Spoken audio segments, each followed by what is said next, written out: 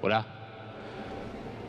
Bueno, vamos a continuar con el panel que tenemos ahora, con dos experiencias, una experiencia chilena de techos y una experiencia de una empresa uruguaya de software que ha transformado la industria de software uruguaya. El moderador va a ser Gonzalo García Espeche, que es el decano del ICDA, que es la Escuela de Negocios de la Universidad Católica de Córdoba, a su vez una de las organizadoras de este foro mundial. Así que, Gonzalo.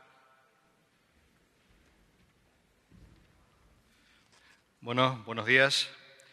Vamos a dar comienzo entonces al panel Experiencias en Organizaciones Sostenibles.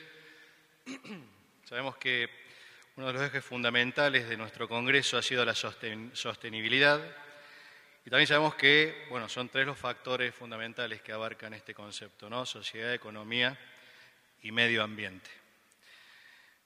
Y también sabemos que en términos de este concepto debería ser transversal de alguna manera a los tres sectores que integran la sociedad, ¿no?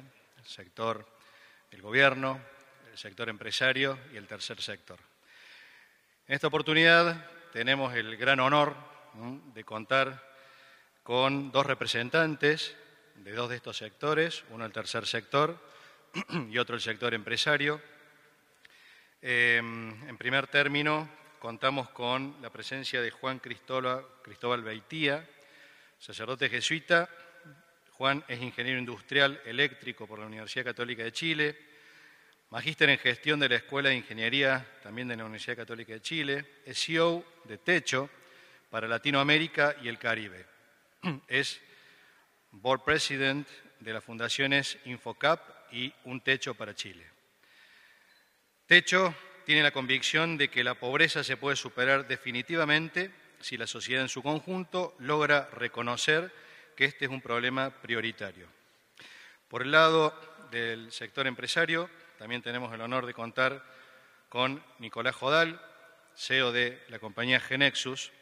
Es ingeniero de sistemas formado por la Facultad de Ingeniería de la Universidad de la República en Uruguay. Ha sido profesor de la Universidad Católica, dictando múltiples cursos y programas. Es coautor del proyecto Genexus. Ha sido distinguido por la Academia Nacional de Ingeniería del Uruguay.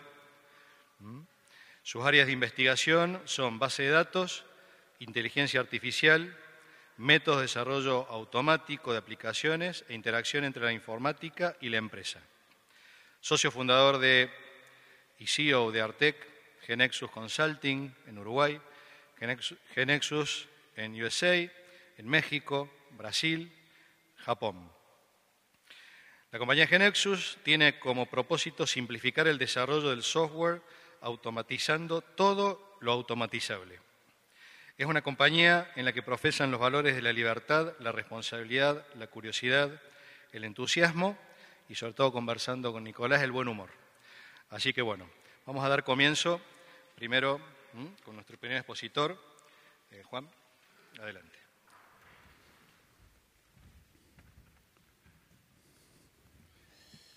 Bueno, muy buenos días todavía a todos. Voy a tratar primero de dividir la presentación en dos espacios. Primero, presentarles de qué se trata Techo, esta experiencia que es Techo, algo de su historia, y después voy a enfocarme en algunas reflexiones en torno a la sustentabilidad de la organización, el proyecto de sociedad y algo del liderazgo ignaciano también que nosotros vamos implementando en la institución. Primero, brevemente, la misión de Techo. Es ese deseo de construir una sociedad justa, sin pobreza, donde todos puedan tener oportunidades y puedan desarrollar su capacidad. Entonces, detrás de la visión de Techo y esto que queremos hacer, está esta intuición de que todos los seres humanos tienen algo que aportar a la sociedad. Y, por lo mismo, esperamos que esa sociedad se vaya construyendo no solo desde las cúpulas, sino que en un trabajo conjunto, en este caso, entre las comunidades y sus dirigentes y jóvenes universitarios. No hacemos esto con gente adulta. O sea, son medianamente adultos los jóvenes que tenemos, pero el tope debe ser en la Oficina Internacional 32 años. No hay más que eso. De ahí el siguiente soy yo. Poco más, pero poco.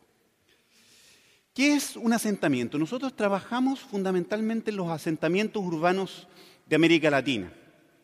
Un asentamiento es un espacio donde viven 8 o más familias en una situación de posesión irregular del terreno y carecen de servicios básicos, de electricidad, agua o alcantarillado. Si alguno de estos servicios falta, se constituye como un asentamiento urbano. Entonces, por lo tanto, son espacios de alta vulnerabilidad, donde a estas familias se les hace todo más difícil. Se les hace más difícil a los niños, por ejemplo, estudiar. Se les hace más difícil conservar la salud en invierno, capear el calor en el verano. Se les hace más difícil llegar a sus lugares de trabajo porque quedan más lejos. Se les hace toda la vida un poco más difícil que al resto de la población. En esta situación se encuentran hoy día, según estimaciones de Naciones Unidas, 113 millones de personas en el continente latinoamericano. 113 millones de personas. Ese es el desafío de techo. La vida en asentamientos, entonces, trae un montón de cosas aparejadas. Vemos nosotros todo lo que significa estar desvinculado a redes sociales, problemas de exclusión, una situación muy urgente, riesgo porque también hay narcotráfico, que es una manera fácil de salir de la situación de pobreza, marginación social, incluso en detalles como que los chicos llegan a sus colegios, sus escuelas, con los zapatos embarrados. Eso ya es motivo de discriminación al interior de la sala de clases. Y ellos siempre llegan con sus zapatos embarrados, signo de marginación social. Ahora Techo se plantea en ese sentido 3 principales objetivos que son sus objetivos estratégicos. Lo primero es poder fomentar un desarrollo comunitario. Nosotros creemos que se sale de la pobreza en comunidad. ¿Es posible salir solo? Sí, es posible salir solo, con mucho esfuerzo, muy buenos contactos. Pero nosotros apostamos a que sea una comunidad que salga de esa situación. Y por tanto, vamos desarrollando la comunidad, sus liderazgos, instancias de participación. Pero un segundo objetivo estratégico, porque entendemos que no basta solo con desarrollar a la comunidad, es poder ir generando conciencia y acción social en la sociedad. Porque también es la sociedad la que tiene que hacer esfuerzos por incorporar a estos grupos que están marginados. Entonces, ¿cómo vamos generando eso? A través de un voluntariado masivo, después les voy a mostrar algunas cifras, el trabajo en asentamientos, conectarnos con redes. Y finalmente, una parte muy importante de esto tiene que ver con la incidencia en política. Nosotros esperamos, y es lo que hacemos, denunciar situaciones de riesgo, denunciar situaciones de vulnerabilidad social. Esa es parte de nuestra tarea. Pero hemos dado el paso, a lo largo de los años, de estos 18 años que tenemos como institución, hemos dado el paso a hacer investigación, a aportar con datos, para que no piensen que somos solamente un grupo de jóvenes que tenemos alguna locura y que hacemos protesta en la calle. Queremos nosotros aportar con una solución que esperamos que sea la mejor solución que merecen estas familias. Un poco de historia brevemente para contar. Techo comienza con una construcción que se hace en un lugar llamado Curanilahue, que queda hacia el sur de Santiago, unas 5 horas al sur de Santiago. Ahí el padre Felipe Berríos, que voy a mostrar una foto más adelante, con un grupo de jóvenes universitarios, decidieron construir una capilla. Y en esa construcción se generó algo muy interesante porque fue una experiencia de colaboración entre la comunidad y estos jóvenes universitarios que llegaban a construir. Esa colaboración, ellos se preguntaron al final de la construcción si no era posible de replicar. Y lo que se dedicaron es a hacer estas pequeñas viviendas que son de 18 metros cuadrados, pero que para una familia de asentamientos es una gran diferencia. Ya el hecho de salir del piso de tierra y levantarse algunos centímetros ya mejora la calidad de vida. Mejora la seguridad también, eso lo hemos medido con el MIT, el Laboratorio de Pobreza de JPAL. Mejora también la percepción de seguridad y esas son cosas muy importantes para una familia. Elementos de esta experiencia. Primero, había una necesidad real. Y eso es muy importante y el techo lo ha seguido conservando. Hecha mediante jóvenes o a través de jóvenes voluntarios, ¿sí? Jóvenes universitarios que voluntariamente se entregaban a la construcción. En tercer lugar, un trabajo muy simple, era la construcción de una vivienda y donde no había nada, al término de esta experiencia, había un lugar donde la familia podía habitar. Muy simple. Y contamos con el apoyo de la sociedad. Hubo aporte de la sociedad civil. Empezaron a poner dinero para que pudiéramos hacer más de estas pequeñas viviendas. Eso es lo que fue configurando Techo. Ese techo empieza a evolucionar en una campaña que se llamó las 2000 Mediaguas, que es el nombre de esta vivienda, 2000 Mediaguas para el 2000. Esto comienza el año 97. Y esas 2000 Mediaguas para el 2000 se empezaron a plantear como meta para todos los jóvenes de universidad. Superaron la meta con creces. Y hacia el final del año 2000 deciden plantearse la meta de 2000 Mediaguas en el 2000. También la superaron con creces. Y al terminar ese año, la pregunta era, bueno, ¿cómo seguimos? Y empieza el proceso de internacionalización de Techo. Y Felipe Berríos, que está ahí, sacerdote jesuita como yo y primer capellán de esta institución, tiene la idea de empezar a empujar a los jóvenes que por circunstancias casuales empiezan a ir a otros países. Terremoto en Perú. Parten los voluntarios de Techo a construir las viviendas necesarias para los damnificados. Terremoto en El Salvador. Parten los voluntarios de Techo a construir las viviendas necesarias para los damnificados. Esa experiencia que ellos habían tenido los moviliza por dentro y salen a prestar su servicio. Esto empieza a crecer y empieza a crecer en una red un poquito desarticulada hasta el año 2005 y se agregan ya 5 países más. Después viene un momento de institucionalización porque la experiencia empieza a adquirir características demasiado distintas en cada país y viene una reunión a fines del 2005 donde decimos, mire, ¿sabe qué? Esto es lo que hace Techo. Esta es la misión de Techo.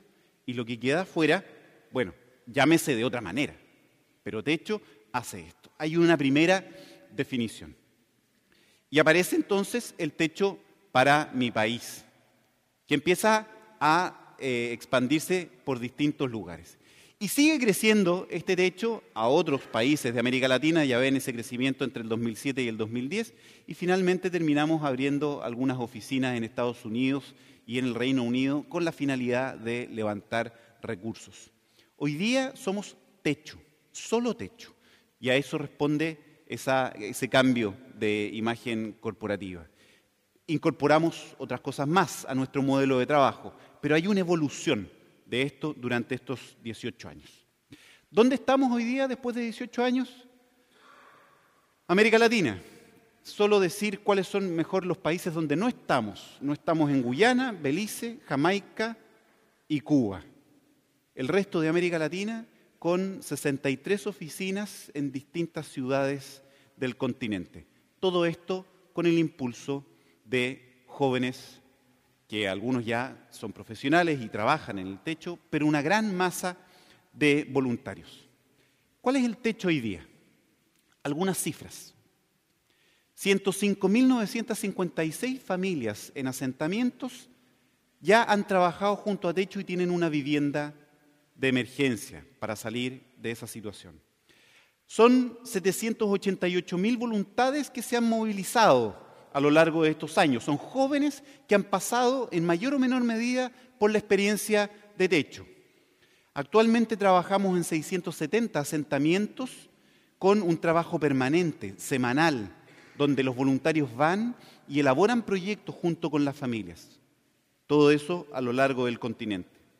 28.500 niños han pasado por los programas de educación, porque hoy día entendemos que la pobreza no se resuelve solo con una vivienda, aunque sea de emergencia, sino que también tenemos programas de educación.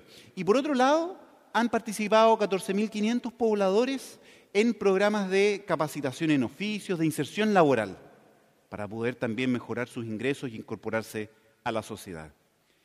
Techo construye una sede en cada uno de estos asentamientos. Hemos construido 344 donde nos juntamos con ellos semana a semana y trabajamos.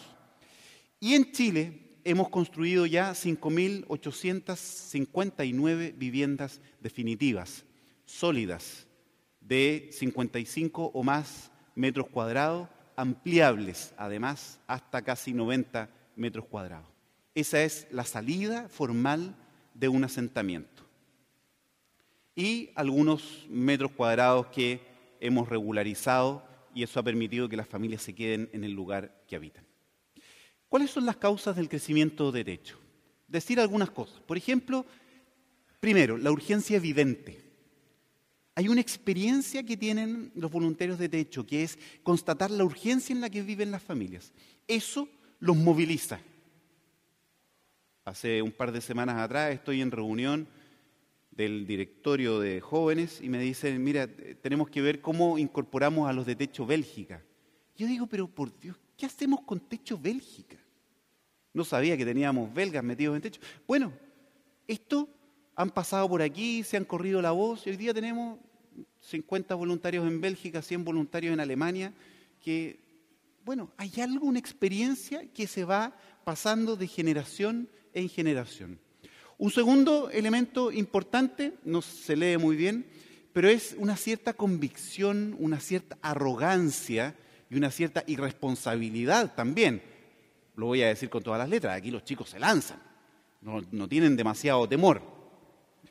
En tercer lugar, el hecho de poder ir sensibilizando a la sociedad y que eso permite que nos vayan apoyando con aportes monetarios y también que vayan haciendo voluntariados corporativos. Profesionales, miembros de distintas empresas también han construido estas viviendas junto a nosotros a lo largo del continente. Y por otra parte, una causa fundamental es el hecho de que la experiencia es simple y por lo tanto es replicable. La simplicidad ha sido causa de que esto también se masifique. Por supuesto, Techo está en tensión permanentemente porque va creciendo. Sabemos que el problema de la pobreza es complejo y por otro lado, nosotros tenemos una solución y esperamos mantenernos dentro de la simpleza. Entonces es muy difícil compatibilizar estas dos cosas. Tratamos de hacerlo, no es fácil. Un problema que es multivariable y nosotros tenemos que reconocer que no somos los mejores del mundo. Hasta hace poco tiempo atrás teníamos nosotros casi 17 programas en Techo. Y uno dice, perdón, pero los jóvenes voluntarios no somos los mejores del mundo en todo. Y tuvimos que reducir. Nos quedamos con 4.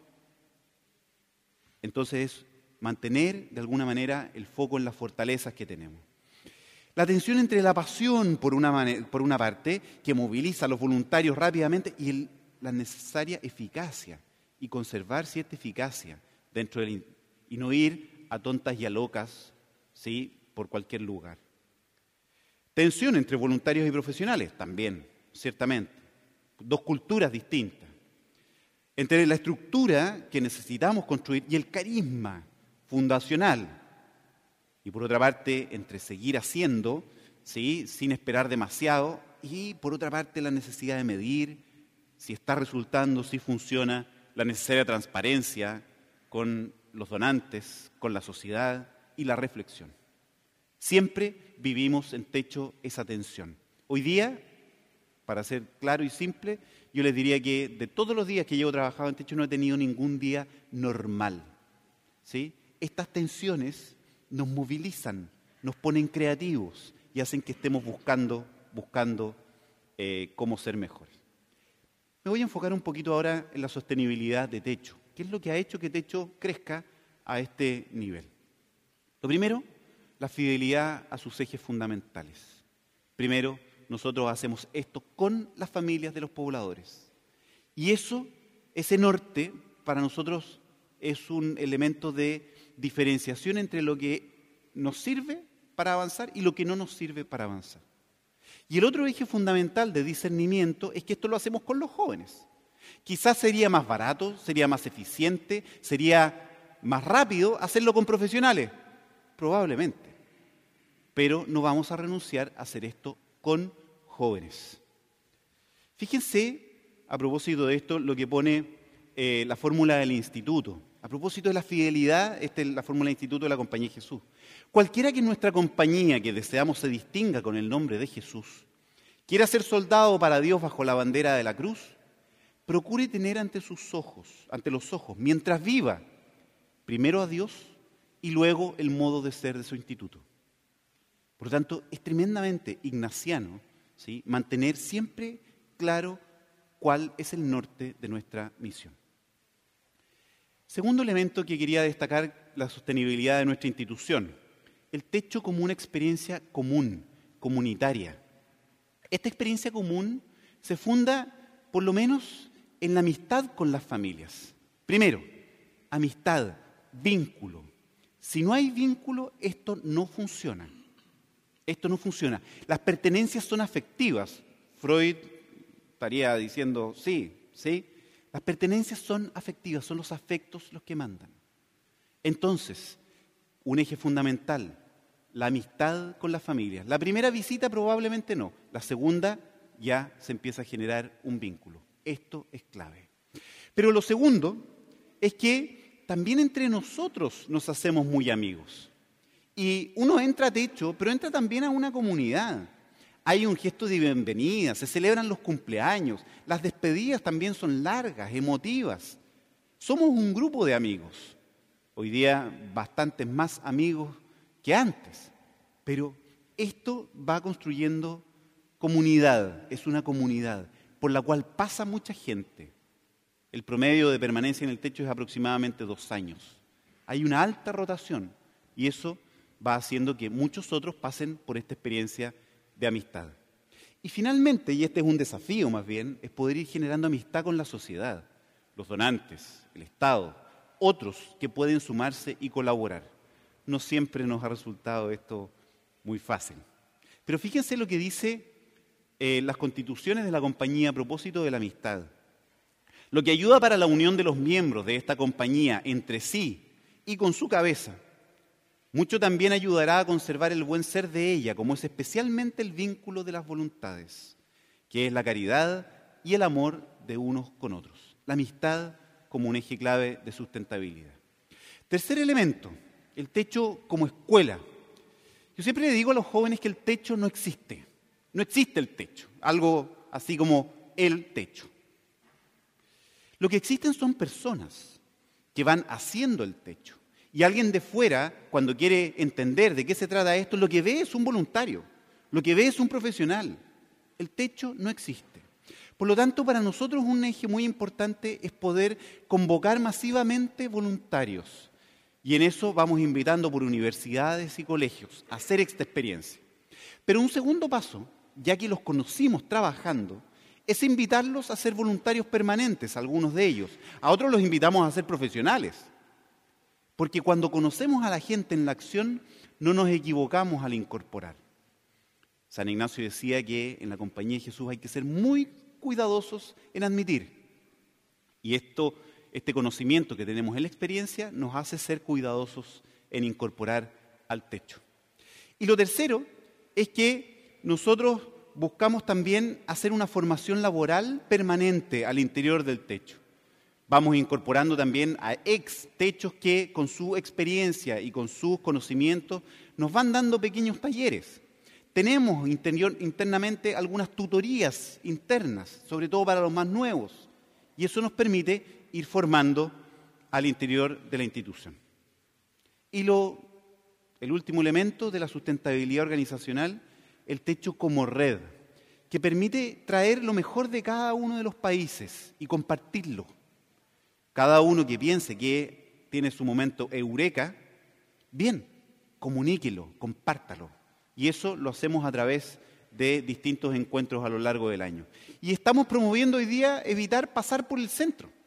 Si usted tiene una pregunta, yo trabajo en el área de educación de niños y tengo una pregunta, algún problema que resolver, no tengo por qué llamar a Chile para eso. Si el que lo está haciendo bien es su vecino en Costa Rica, o en Dominicana, o en Brasil, bueno, llame a Brasil. Y si resulta bien, bien, levantémoslo para todos. Pero intentar que se generen esos diálogos más horizontales. Y un segundo punto tiene que ver con la sostenibilidad de la sociedad. El techo es un agente de cambio. Primero, porque en el voluntariado masivo tiene un eje en el vínculo. Cuando yo, que soy un estudiante universitario, profesional, no sé, o trabajo en una empresa, tengo la experiencia de conocer, mirar a los ojos a una persona que vive en asentamiento, hay algo que cambia en mí. Algo que no estaba viendo y que hoy empiezo a considerar. Y ese voluntariado vinculante es el primer eje del cambio social que nosotros intentamos impulsar. Lo segundo es que tenemos nosotros y tratamos de conservar un trabajo en terreno. Nuestros profesionales tienen la obligación de ir al menos una vez a la semana a la reunión de una mesa de trabajo que le asignamos. Ellos siguen manteniendo el vínculo con el asentamiento y con sus familias. Siguen manteniendo ese contacto visual con las familias que les han transformado la vida y les han robado el corazón. Eso es clave para poder sostener el trabajo en techo, que siempre es muy pesado. Lo tercero es que nosotros hacemos reflexión de la experiencia.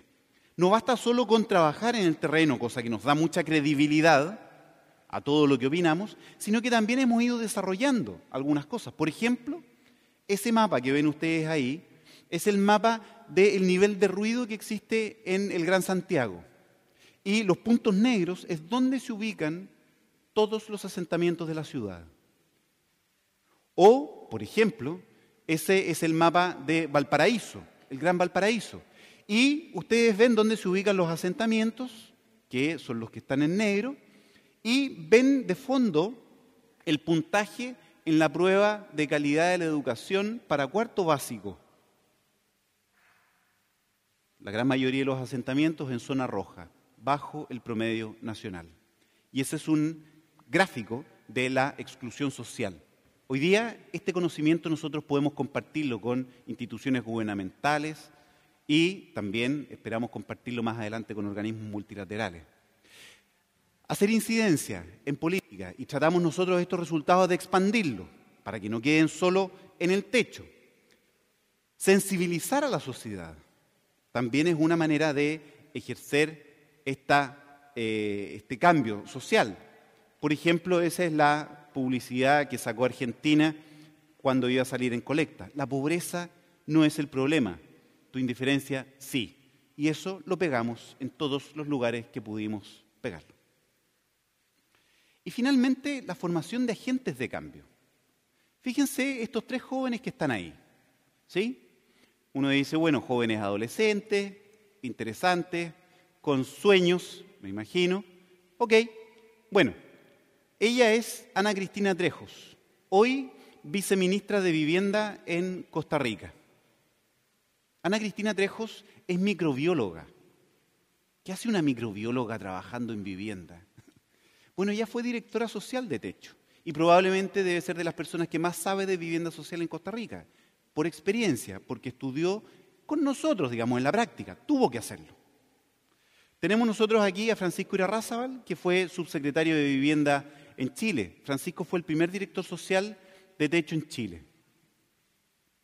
Y finalmente tenemos nosotros a Soledad Núñez, actual ministra de Vivienda de Paraguay, también directora social de Techo Paraguay. Esto es ir formando agentes de cambio que hacen la experiencia, el contacto visual y después van de alguna manera repartiendo en la sociedad. Y también hay otras cosas. De Techo han surgido otros proyectos, son nuevas fundaciones. Social Lab en innovación social, proyecto propio, junto al barrio, distintas fundaciones con chicos que han pasado por Techo y que han ido descubriendo su vocación social, ya no solo en política, como los tres primeros, sino que ahora también a través de ONGs. Muchos que pasan por Techo tienen ese sentido social muy marcado. Techo puede ser un buen anticipo del futuro de la sociedad que tenemos. Primero porque nosotros fomentamos la colaboración antes que la competencia. ¿Sí? Es de perogrullo decirlo, pero sistemas competitivos generan creatividad, generan un montón de cosas positivas, pero también generan perdedores. Nosotros trabajamos con los perdedores y por eso tratamos de cambiar un sistema que los genera. Lo segundo es fomentar el encuentro de la gente versus el individualismo social, ese encuentro social de hombres y mujeres que no se toparían porque la segregación urbana se los impide. Fomentamos nosotros ese encuentro. Tercero, el reconocimiento de la gente, de sus valores, de lo que ellos tienen para enseñarnos a nosotros, porque aprendemos mucho de esas familias, versus la invisibilización de los pobres, como si no existieran. Cuarto lugar, la responsabilidad. Nosotros soñaríamos con una sociedad cuyo éxito se midiera por cuántas personas yo me he hecho cargo, ¿sí? Y no por cuánto dinero gané, de cuántas personas yo he transformado la vida. Eso es ser exitoso. ¿Podremos aspirar a una sociedad así? En Techo fomentamos que así sea. Y en quinto lugar, la participación de la gente, en particular de la gente de las comunidades, versus el clientelismo que se genera a veces desde el Estado. Es decir, mire, ¿sabe qué? Aquí tengo una necesidad, necesito que me la resuelvan. No, nosotros invitamos a las familias a que ellos sean parte de su solución. Aprendizajes fundamentales, alguna cosita muy pequeña sobre una reflexión del liderazgo pedagógico.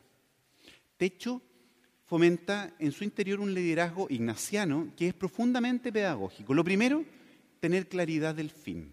Esto en los ejercicios es claro, cuando uno hace los ejercicios espirituales dice, San Ignacio, ¿usted va a ir a rezar? Bueno, determine a dónde va y a qué. Bueno, nosotros eso no lo soltamos y lo decimos cada vez y los chicos tienen claridad de eso.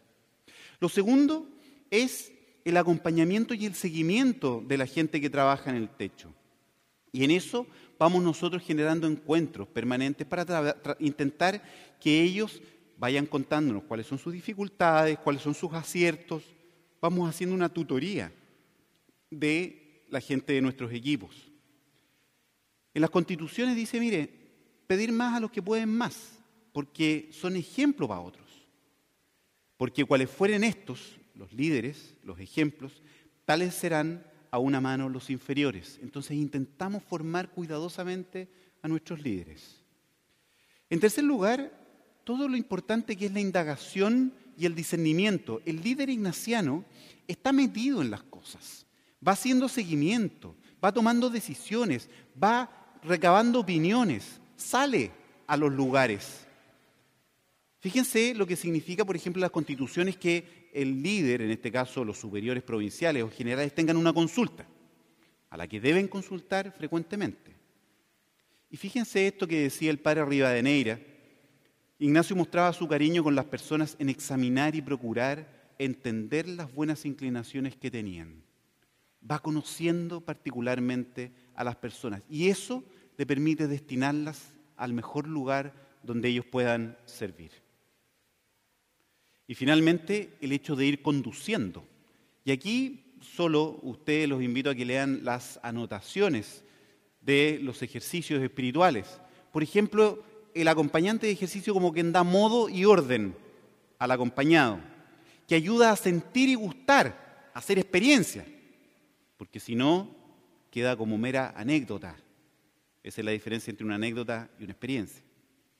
Animar en la dificultad, comprender o ayudar a comprender lo que ha sucedido para que el sujeto tenga autonomía después. Desafiar a la gente sin quebrarla en lo que ella es capaz de hacer. Muy bien. Y algunas cosas que estamos nosotros investigando para adelante. Queremos nosotros poder ir enfocándonos en medir mucho mejor lo que hacemos, poder ir generando relaciones de más largo plazo, sobre todo con gobiernos que son muy inestables. Ha ayudado mucho al Techo el apoyo continuo de la Compañía de Jesús, que permite que el liderazgo también se vaya sosteniendo y los énfasis se vayan sosteniendo a lo largo del tiempo. Y también lo que significa hoy día poder transmitir aprendizajes institucionales. 3 R's: revisar lo experimentado, registrarlo y repartirlo. 3 pasos fundamentales para el aprendizaje organizacional. Eso es el examen ignaciano. Para el futuro, ¿qué queremos? Muy simple, fomentar la relación con los organismos multilaterales. Difícilmente una ONG tiene el pie puesto en 19 países de América Latina. La Conferencia Mundial de la ONU sobre el Hábitat, que es el próximo año, nosotros estamos haciendo incidencia actualmente para poder meternos ahí. Se van a decidir cosas importantes para los próximos 25 años. Y ahí quiere estar el techo metido. Segundo, innovación social. Incorporar procesos culturalmente sostenibles al interior para innovar, buscando que sean más simples, más eficaces, más eficientes. Y, por último, poder ayudar a la sociedad a redefinir el éxito. Redefinir de qué se trata ser exitoso.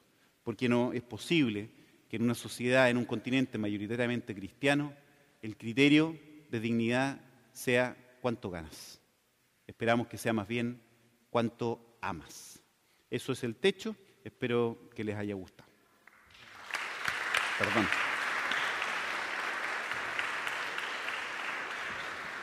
Gracias, Juan. Gracias, Juan. Nicolás, por favor.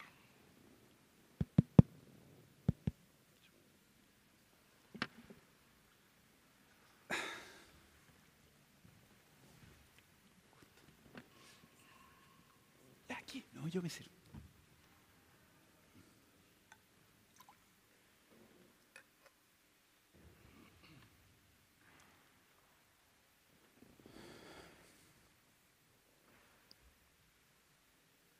Ahí el...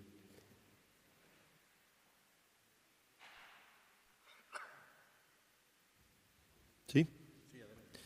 Muchas gracias amigos. Muy conmovido por tu presentación, muchas gracias.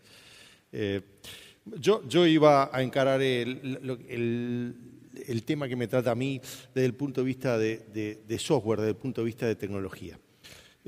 Mi punto fundamental hoy es lo que dice en esa presentación. Si hay algo que caracteriza nuestros tiempos, es que el software está invadiendo el mundo. Es decir, no hay prácticamente actividad o industria que no haya sido transformada violentamente en los últimos 20 años.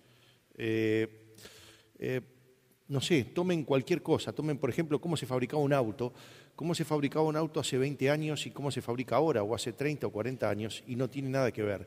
Si pudiera venir un obrero de la década del 60 y que fabricaba un auto Ford y fuera a la fábrica Ford de ahora, no podría hacer nada, digamos, ni siquiera podría reconocer lo que está pasando, que están construyendo un auto, porque el auto, digamos, hoy lo construyen robots, es decir, alguien antes apretaba una tuerca y ahora hay una serie de robots que lo están haciendo. Es más, ni siquiera se daría cuenta dónde están los trabajadores, se diría dónde están, porque no están en la fábrica, están en algún otro lugar, pero no ahí. Y así, digamos, ha pasado en cualquier industria que ha tenido cualquiera de esas transformaciones. Yo lo que quería plantear hoy es algunos ejemplos de esa situación de que el software está invadiendo el mundo, que han sido de particular interés en Uruguay y que eso es una experiencia que se puede trasladar o tiene una serie de aprendizajes para el resto, para otros países del mundo. Así que yo elegí dos industrias para hablar hoy. Dos industrias que han sido muy tradicionales en la adopción de tecnología. Son dos industrias que no son reconocidas por la gran adopción de tecnología, por estar siempre al nuevo, sino que han sido bastante cautas y en general por razones muy serias y muy importantes. Y la primera es la educación. La industria de la educación en sí misma es una industria o una actividad humana bastante conservadora, en el sentido de que está muy bien, digamos, hacer demasiadas innovaciones. Primero hay que esperar que esa innovación sea realmente importante para poder aparecer. No me refiero al contenido de la educación, me refiero a cómo se educa, digamos, a la forma de la educación, a las herramientas de la educación. En mi caso, por ejemplo, digamos, toda mi vida yo estudié con un pizarrón y una tiza. Digamos, demoraron muchísimos años en aparecer los primeros pizarrones que no eran con pizarrón y tiza. De hecho, pasó cuando yo era profesor aquí en la UCUDAL, ¿no? Pero, y para mí era una gran sorpresa, es decir, era una gran revolución que se dejara la tiza para enseñar, ¿no? Sin embargo, eso ha ido cambiando de forma importante y lo que es interesante, de forma bastante imperceptible. Es decir, que solo nos damos cuenta que pasó después que miramos para atrás. Es decir, solo vemos la innovación cuando la miramos para atrás, pero en el momento que se va dando no nos damos cuenta mucho. Entonces yo traigo un ejemplo de Uruguay, algo que pasó, alguien que tomó una decisión en el año 2005 y terminó haciendo una revolución enorme en Uruguay, que fue la de entregar a cada niño del Uruguay un computador. Eso en el año 2005-2006, que era una cosa bastante rara, bastante poco común, decirle a cada niño del Uruguay, independiente de su educación, independiente de su situación social, etcétera, etcétera, iba a recibir un computador. Fue algo que estaba dentro de un proyecto llamado One Laptop per Child, y ese proyecto nosotros fuimos el primer país en implementarlo en su totalidad. ¿Por qué se pudo implementar en Uruguay? Bueno, por muchas razones, pero una de ellas, muy, muy obvia, es porque se podía hacer. Porque dar un computador a 400.000 niños en un país como Uruguay, una cosa muy importante, un computador hoy no es un computador si no está conectado, ¿no? Yo me acuerdo perfectamente un día que llegué a casa y mi hijo me dice, papá, se rompió el computador. Bueno, se rompió el computador y digo, ¿qué le pasó? Yo pensé que se había roto algo, ¿no? Y dice, mirá, entro a Google y no se conecta. Entonces, para él, si no tenía conexión, el computador estaba roto, no tenía ninguna utilidad. Así que One Laptop per Child implica que todos los niños están conectados.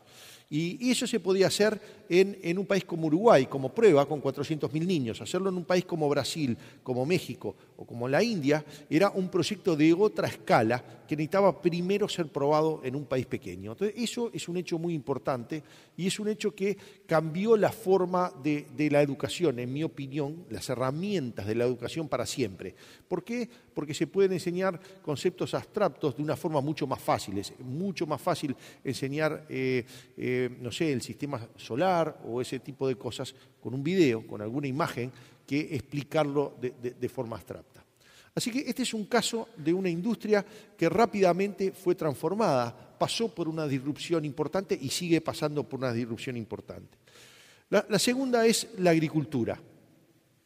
Miren, la agricultura es también una de las áreas que hasta hace muy poco era conocida como un área de muy poca innovación. Sin embargo, en Uruguay, y más o menos en el mismo periodo, se tomó una decisión también bastante relevante. A cada uno de los niños del Uruguay se le entregó un computador. Para los que no son uruguayos, para que tengan una idea, somos más o menos unos 3 millones de uruguayos y somos entre 11 y 12 millones de vacas. Así que, pero darle un computador a la vaca no estaba muy interesada en recibir ningún tipo de computador ni nada por el estilo. Así que la decisión que se tomó fue darle a cada una de las vacas del Uruguay, y se le dio a cada una de las vacas del Uruguay una caravana. Una caravana. Creo que las vacas hasta ahora no han apreciado mucho el tema de la caravana, pero eso sirvió para que nosotros seamos el primer país del mundo que tiene un rodeo 100% trazado.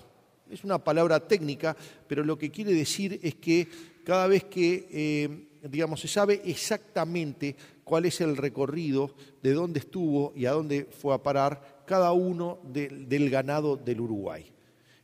¿A los efectos de qué? A los efectos de que si en un momento futuro puede haber algún problema sanitario en algún país donde se vendió carne uruguaya, se sabe exactamente cuál fue el origen, de dónde vino eso y se puede corregir el problema mucho más rápidamente.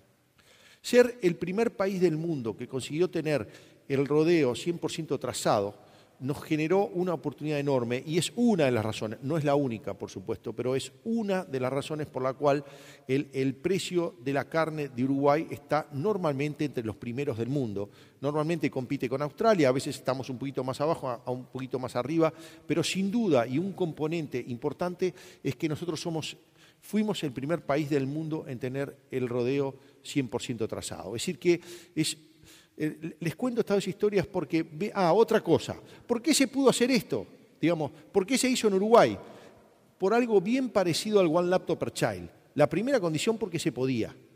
Porque las condiciones de Uruguay, para nosotros que somos 3 millones de habitantes, 11 millones de ganados, de vacas, nos parece mucho, pero en realidad para un proyecto no es tan complejo como si lo tuviera que hacer en Australia o lo tuviera que hacer en Brasil o cualquier otro país del mundo. Así que otra vez Uruguay ha funcionado como un país donde, yo le digo país beta test, pero por decirle, un país donde se pueden probar grandes problemas a escala nacional que luego pueden ser llevados a otros países. Esa es la idea. Así que la pregunta que tengo ahora es, pero ¿por qué es que el software está invadiendo el mundo? ¿Cómo puede ser? ¿Cuál es la razón de fondo de que la educación adoptó tan rápidamente, mucho más de lo esperado, la tecnología? ¿Cómo puede ser que la agricultura la adoptó más rápidamente, ¿no?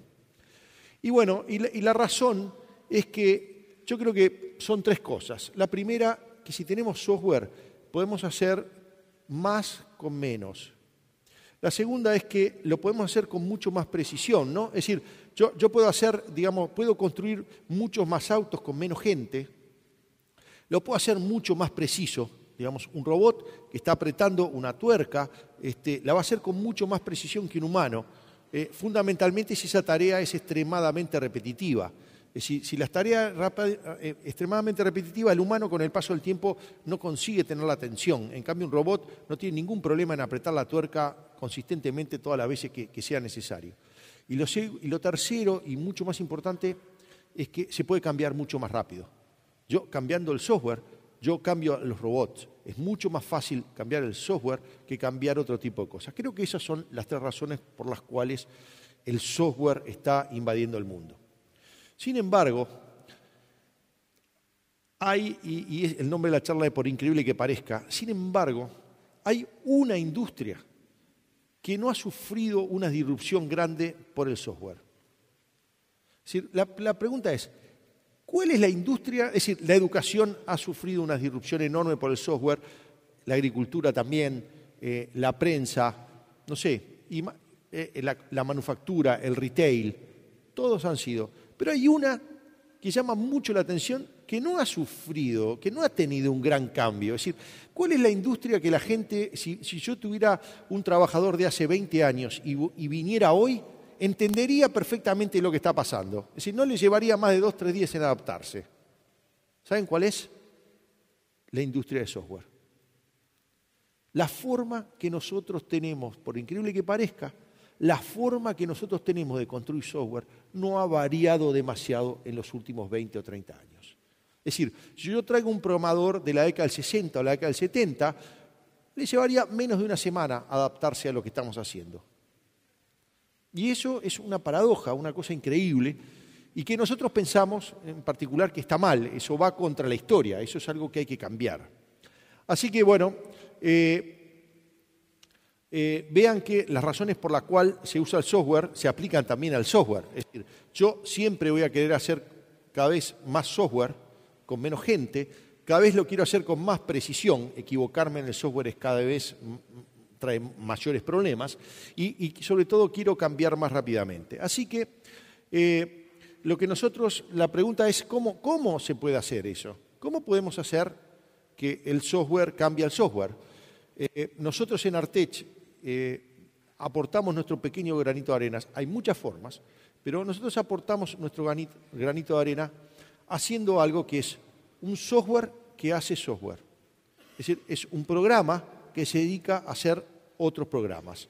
Utilizando una serie de técnicas de inteligencia artificial que no vienen al caso, conseguimos hacer un software que hace software. Es el nombre de nuestro producto, se llama GeneXus, que hace eso. Y nosotros, para darles un ejemplo de que eso efectivamente es viable, es posible, nosotros le quiero dar el ejemplo de la industria de software de Uruguay. La industria de software de Uruguay hoy es una industria poderosa, es una industria importante, y hoy en Latinoamérica es el principal exportador de software per cápita de toda Latinoamérica. ¿De acuerdo? Ahora, lo interesante de eso es que la mayor parte de ese software no está escrito por alguno de esos 3 millones de humanos que somos en Uruguay. Nosotros somos un país muy pequeño y la mayor parte del software, o una cantidad muy importante del software que se habla, no está escrito por humanos, está escrito por una máquina. Esa máquina se llama GeNexus. ¿De acuerdo? Es decir, que lo que ha permitido es un leverage, un potenciar a las personas que trabajan, a los pocos que somos en Uruguay, poder hacerlo hacia afuera, hacia el exterior, con mayor potencia. Algunos ejemplos, sistemas bancarios. Hay por lo menos 50 bancos en el mundo que no podrían abrir sus bancos, su sucursal, si el software no anduviera, y ese software está 100% escrito por una máquina, no está escrito por una persona. Bueno, ERP, Healthcare, bueno, en el propio sistema de trazabilidad que le conté hoy está escrito con GeNexus. Así que los resultados, ¿qué hemos conseguido? Exactamente lo mismo, hacer más con menos, hacerlo con más precisión y sobre todo cambiar más rápido. ¿Cuáles son los próximos desafíos? Bueno, ¿cómo hacemos para hacerlo con menos? Bueno, por lo menos se tiene una productividad entre 5 y 10 veces más que lo haga una máquina, que lo haga una persona. ¿Cómo podemos hacerlo con más precisión? Este es un detalle interesante porque, miren, contrariamente a lo que la gente piensa, el software es cada vez más fácil de usar. Si yo agarro yo no tengo que leer, cuando yo empecé para usar un software había que leer un manual, había que leer un programa. Hoy mi abuela entra a Facebook perfectamente, digamos, y lo usa desde una tableta y no tiene que leer absolutamente nada. El software es cada vez más fácil de ser usado. Así que la gente piensa intuitivamente que si es más fácil de ser usado, es más fácil de ser programado, lo cual es tremendamente falso. Cuanto más fácil de ser usado el software, muchísimo más complejo es de programar. De hecho, nuestra tarea es muchísimo más compleja que hace 20 años. No quiero entrar en temas técnicos, pero le quiero mostrar cada uno de esos cuadritos que están ahí, son cada una de las cosas diferentes que tiene que saber hoy un programador para hacer un sistema.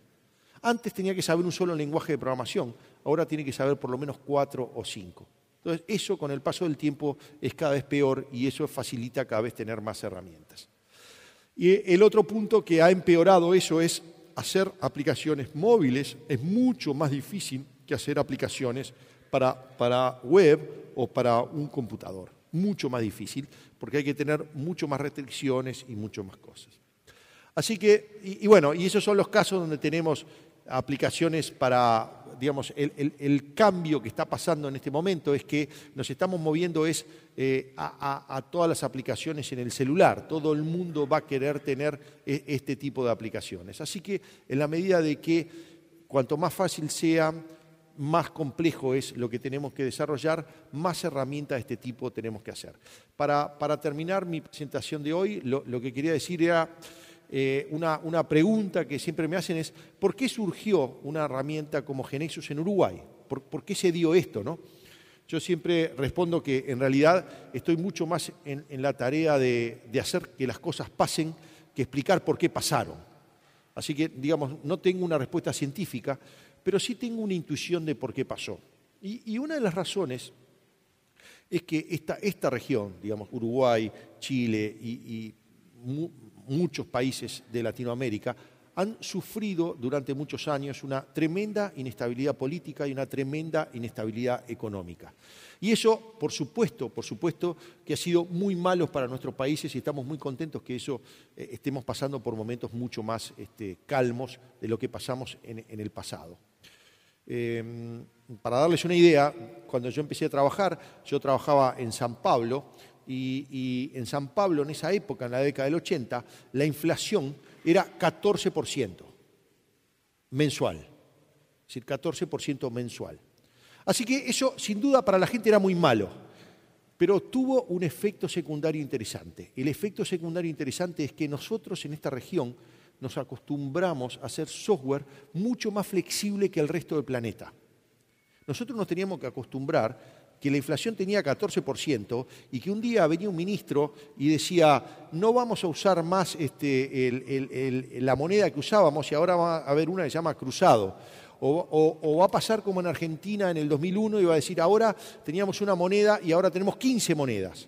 Imagínense, digamos, si uno fuera el CTO del Citibank, está en Manhattan y le dicen que en vez de aceptar dólares, ahora va a tener que aceptar el neoyorquino, el texaquino y el californiano-quino. Seguro que esa persona se tiraba del piso donde estaba. En Argentina, que fue muy malo, no estoy haciendo apología de lo que pasó, lo que estoy diciendo es que los sistemas aguantaron perfectamente esas cosas que nadie pensaba que iban a pasar. ¿Por qué? Porque nos acostumbramos a hacer software que estaba preparado para lo que no sabíamos que iba a pasar. Hicimos software mucho más flexible que el resto del planeta. Ahora resulta que el resto del planeta necesita ese tipo de flexibilidad. A veces por situaciones económicas, como se está viviendo en Europa, pero fundamentalmente por las disrupciones que el software y el avance de la tecnología está generando. Así que lo que yo creo que la experiencia que hemos tenido en Uruguay y en Latinoamérica, todos estos años desarrollando software, es una experiencia extremadamente útil hoy para el resto del planeta, para el resto de los otros países. Esto es lo que tenía para decirles, estimados amigos. Muchas gracias.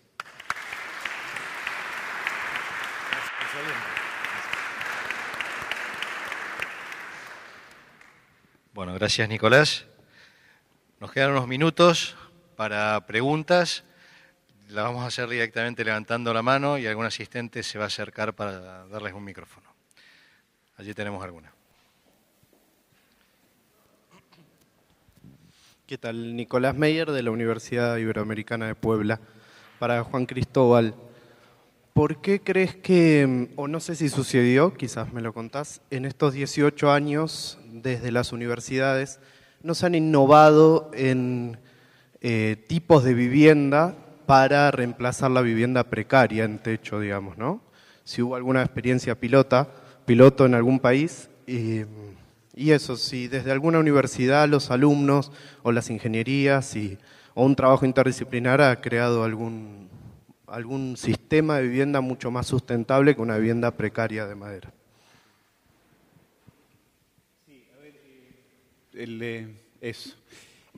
La verdad es que se ha innovado y se ha buscado innovación. Es difícil, piensa tú que esa vivienda que mostré cuesta $1.000 o menos, según el país y los materiales que se ocupen. Hemos visto que ha habido que hacer dos cosas importantes. Una vivienda que sea fabricable muy rápidamente, ¿sí? Por ejemplo, nosotros acabamos de construir para la emergencia de Copiapó 660 viviendas para saldar la emergencia. Ahora, se mejoró el modelo y eso significó que la fabricación fue más lenta, ¿sí? Entonces, necesitamos un modelo que sea bastante rápido de hacer. Segundo, fácil de transportar. Los lugares donde se ubican los asentamientos suelen ser lugares de muy difícil acceso. Y lo tercero es que sea una vivienda fácilmente armable por voluntarios, que no son expertos constructores ni maestros. Entonces, son requisitos que se le pone a la vivienda. Algunas innovaciones tuvimos nosotros la Eco House con la Universidad de Cambridge. Ellos diseñaron un modelo que tiene menos superficie y tiene 2 niveles. ¿Por qué? Porque en las favelas de Brasil no cuentas con 18 metros cuadrados de terreno. Entonces necesitas un modelo que puedas hacer de 3x4 o incluso adaptar a 3x3, ¿sí? Pero que pueda vivir una familia con una relativa comodidad. Y en otros países hemos enfrentado el desafío, por ejemplo, de climas muy húmedos o de algunas termitas bajo tierra, y eso ha requerido que nosotros hagamos cambios de materiales. Siempre estamos investigando y en eso tenemos contacto con universidades, pero el desafío es, creo yo, un poco más complejo de lo que parece, si uno quiere conservar el precio bajo y eso permitir que sea más masivo también. Sí, otra pregunta. Buenas tardes. Más cerca, gracias. Esta pregunta es para Juan Cristóbal, Marilú Marcillo, St. Peter's University de los Estados Unidos. Ajá. La presentación fue de verdad muy interesante. Una de las preguntas que tenía era sobre las estadísticas que nos dio, que indicó que habían 788.072 voluntarios. De esos voluntarios, esos jóvenes voluntarios, ¿cuántos de ellos son niños de esas familias que ahora viven en esos asentamientos? La segunda pregunta sobre esos mismos niños, porque dijo que hay 28.533 niños que han recibido educación básica. ¿Cuántos de ellos han ido a las universidades y ahora ejercen carreras? Ya que comenzó en el año 2000, ya han pasado 15 años. Entonces, ¿cuáles son las estadísticas de esos niños? Sí. Mira, siendo muy franco, nosotros tenemos un desafío importante en la medición de resultado y de impacto, ¿sí? Al principio, una de las tensiones que mostré es que algunos chicos dicen, bueno, si lo que estamos haciendo, ya, hay que hacerlo, está bien, ayuda. Pero en todos estos años, en muy pocas ocasiones tuvimos certeza de que lo estábamos haciendo bien, ¿sí? Entonces tenemos ahí una deuda que estamos intentando saldar. Lo segundo es que la medición que hicimos en la encuesta nacional de asentamientos en Chile es que el 1% de los niños que están en los asentamientos llega a la universidad. Solo el 1%. Y eso, no sé si tú conoces el efecto Pigmalión, pero es un logro que llegue el 1% cuando los padres de estos chicos, solo el 60% ha completado su educación básica. Entonces las expectativas que tienen los padres sobre sus hijos son muy bajas. Lo que estamos intentando hacer es enfocarnos ahora a otro tipo de cosas como la generación de habilidades blandas y la comprensión lectora. Poner el foco en eso, porque la verdad es que no somos grandes profesores de física, ni de química, pero sí creemos que ahí podemos hacer una diferencia, sobre todo con los chicos más pequeños.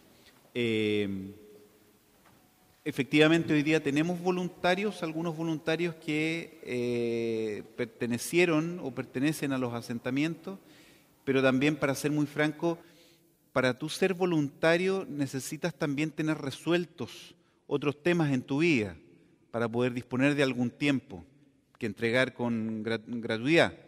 Muchos de los chicos que han pasado por el trabajo de techo hoy tienen que trabajar al mismo tiempo que estudiar. Entonces el tiempo de voluntariado es muy reducido. Los que han llegado a la universidad, algunos de ellos sí tienen posibilidad y de hecho trabajan con nosotros en los asentamientos. Gracias por tu pregunta. Una pregunta al padre Juan.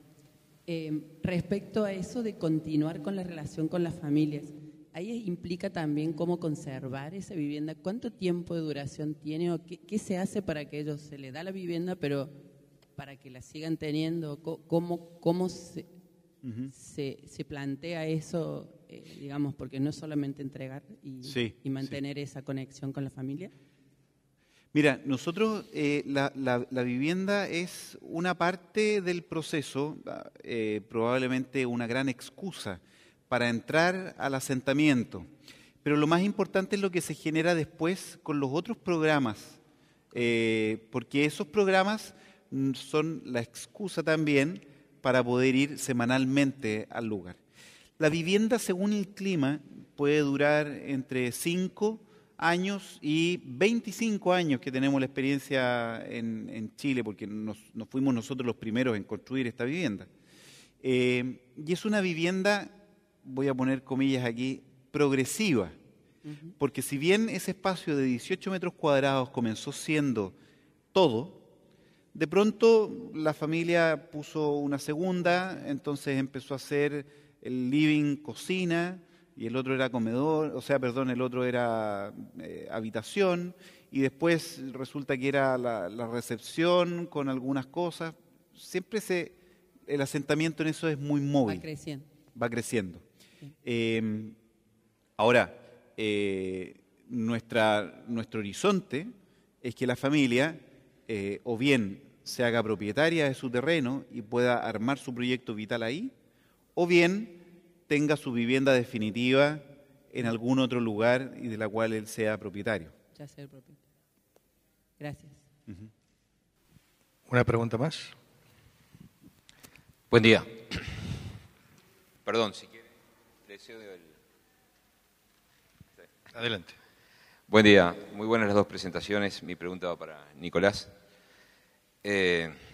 Nicolás, hace muchos años, para allá por el 97... Hola, ¿sí? ¿Se escucha mejor? Ahora sí. Allá por el 97 me tocó hacer programas que programaban, especialmente para un proyecto de navegación en el Ártico, que el barco aprendía mientras navegaba. Era un sistema neural o neuronal, según que se utilice. Realmente es un cambio de cabeza, es algo totalmente distinto. Vos dijiste, cuando hiciste la presentación, que un programador de hace tiempo podría entrar en la industria de desarrollo de programas perfectamente, porque no ha habido muchos cambios sustantivos. Ahora, cuando vos hablás del perfil de personas que necesitas para programar programas que sean capaces de programar, ya estabas hablando de otro perfil completamente distinto, de que ya por lo menos tenían que dominar 4 lenguajes. O sea, yo ya hubiera quedado fuera porque tenía 2 nomás. Pero en realidad me parece que si esa es la tendencia, también hay desafíos educacionales. Y yo quiero hacerte la pregunta del punto de vista universitario. Es decir, ya no necesitas para eso, si va a ser la tendencia mundial, el tipo de desarrollador de software tradicional, sino que ya es un desarrollador de software que tiene otra cabeza distinta y otros requerimientos. Y eso ya te implica un desafío educacional a las cuales las universidades se tienen que adaptar. Y me parece que te quería preguntar cómo ves eso desde el punto de vista de tu demanda y la oferta que tienen que hacer las universidades para responder a tu demanda.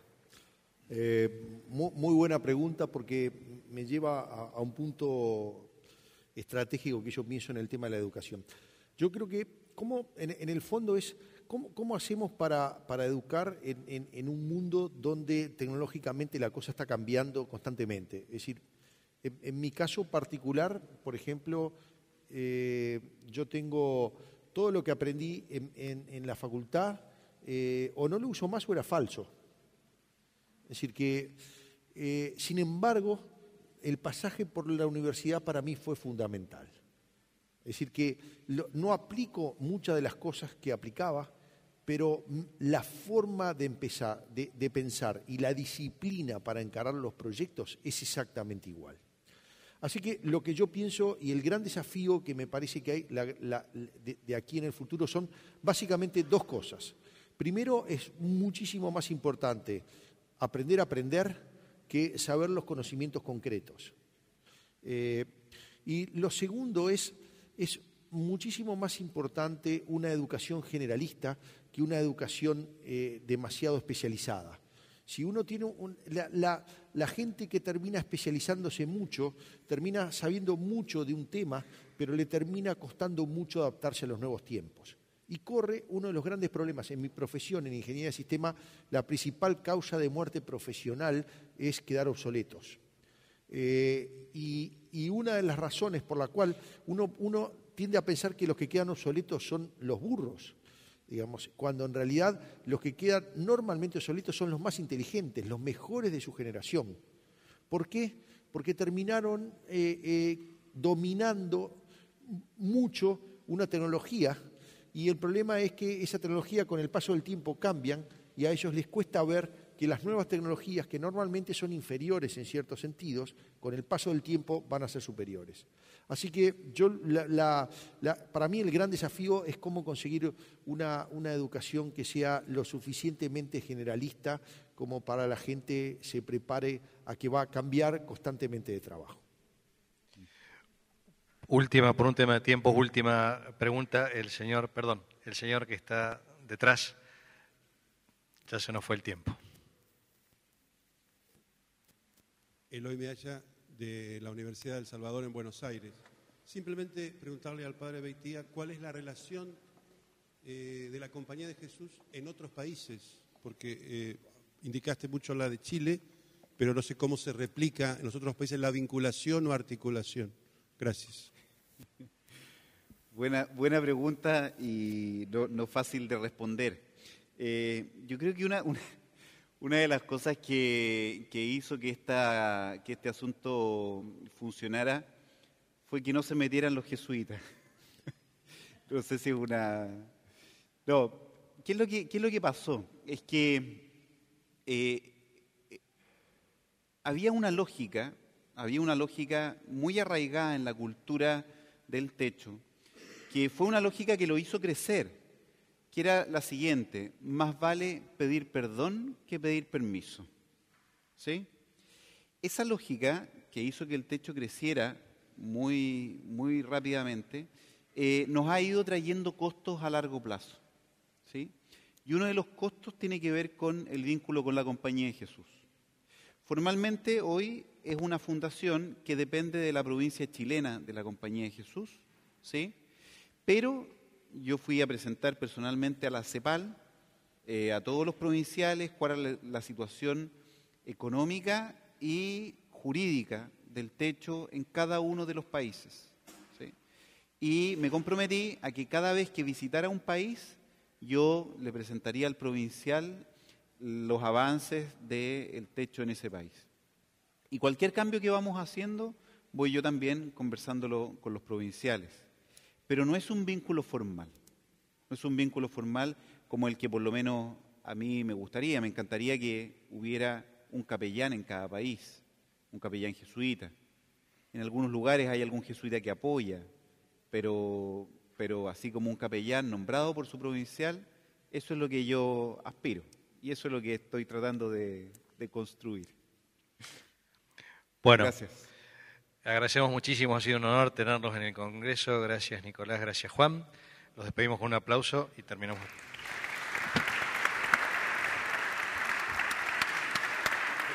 Muchas gracias. Muchas gracias.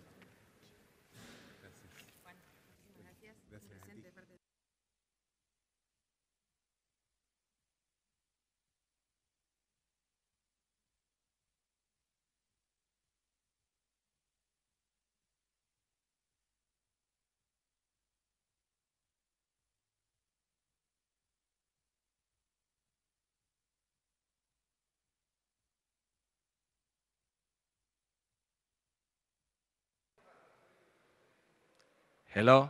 Okay, now it's working. Dear friends, now we are going to have a 15-minute presentation from the World Union of Jesuit Alumni. And after that, finishing this, we're going to go to the lunch. We start in a few seconds. Thank you.